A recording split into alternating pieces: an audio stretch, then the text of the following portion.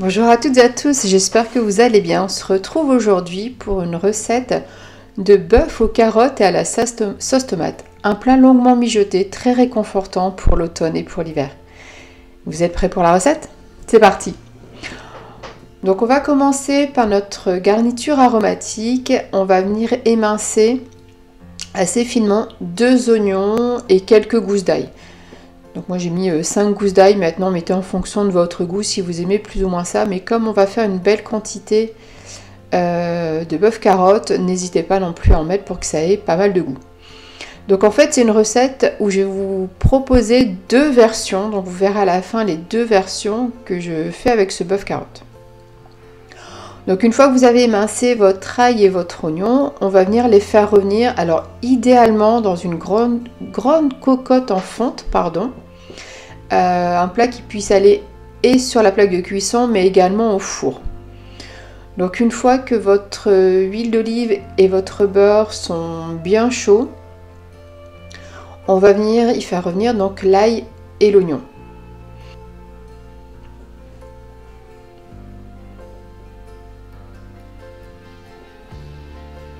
Donc voilà, on met tout ça dans la cocotte et on va le faire revenir 4 à 5 minutes, le temps que tout soit bien doré.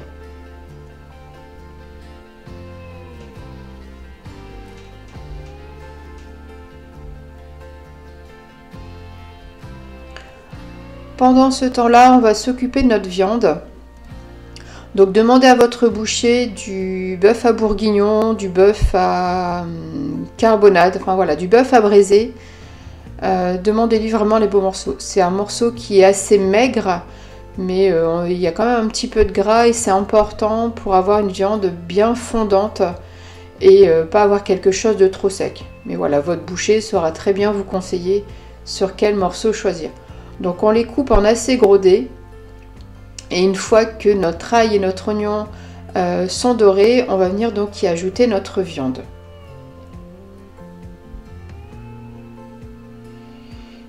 Donc voilà, on dépose tout dans la cocotte.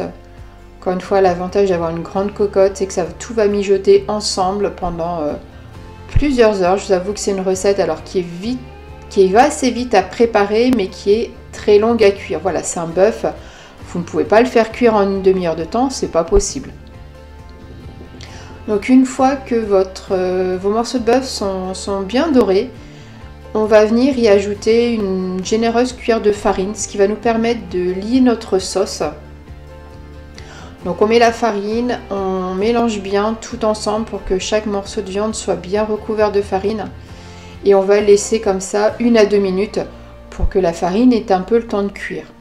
Pour que votre sauce n'ait pas justement ce goût de farine. Il faut que la farine cuise un peu. Donc on remue bien, on répartit tout ensemble.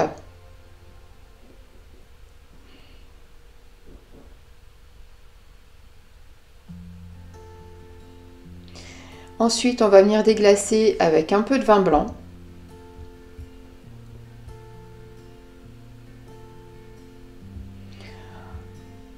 On remue, on gratte bien les sucs qui sont dans le fond de la cocotte, ce qui va nous permettre de donner tout le goût à notre plat.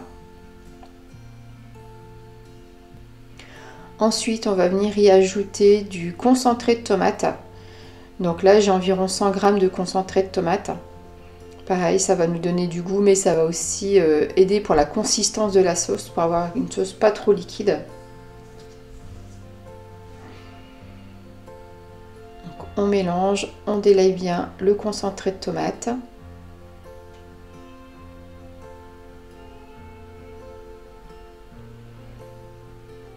Ensuite, donc, on va venir assaisonner. Donc, du sel.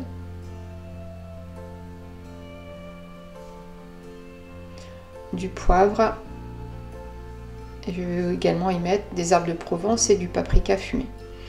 Donc c'est un plat, comme je vous l'ai dit en début de vidéo, que je fais en quantité assez importante. Donc là c'est un plat où on peut manger pour 8 à 10 personnes.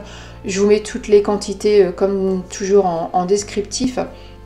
Mais c'est un plat que je vais faire pour plusieurs jours. Donc le dimanche on l'a mangé d'une certaine façon, le lundi d'une autre façon. C'est vraiment un plat que vous pouvez décliner au niveau des accompagnements. et qui se réchauffe très très bien.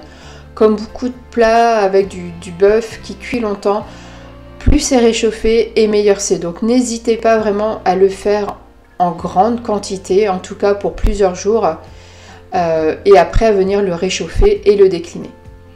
Donc une fois que j'ai mis mon assaisonnement, je vais venir y mettre des carottes, donc simplement épluchées et coupées en rondelles d'environ 1,5 cm. Et on termine donc par la purée de tomates. Donc je mets 2 grands bocaux de purée de tomates, ce qui fait environ 1,5 litre.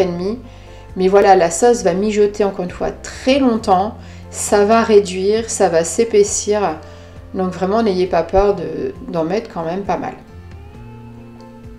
Donc on va mélanger une dernière fois pour que tout soit bien mélangé et homogène. Et après ça part en cuisson, comme je vous l'ai dit encore, enfin plusieurs fois, vraiment très longtemps. Moi je l'ai préparé le dimanche matin vers 9 h du matin, ça a cuit jusqu'à midi. Donc une partie du temps sur ma plaque de cuisson, mais comme après j'ai besoin de ma plaque, je l'ai mis au four à 120 degrés, vraiment pour que ça mijote tout doucement. Vous pouvez le faire sur la plaque, il n'y a pas de souci, vous n'êtes pas obligé de le mettre au four, mais vraiment il faut que ça cuise très très longtemps et que ça mijote. Donc on couvre et on laisse mijoter. Donc voilà ce que ça donne au bout de quelques heures de mijotage. La sauce a épaissi, le bœuf est bien tendre, il s'écrase tout seul à la fourchette, limite pas besoin d'un couteau, tout est bien cuit, les carottes sont fondantes et c'est super bon. Donc la première version pour le dimanche midi, simplement avec des potatoes cuites au four, en plat simple.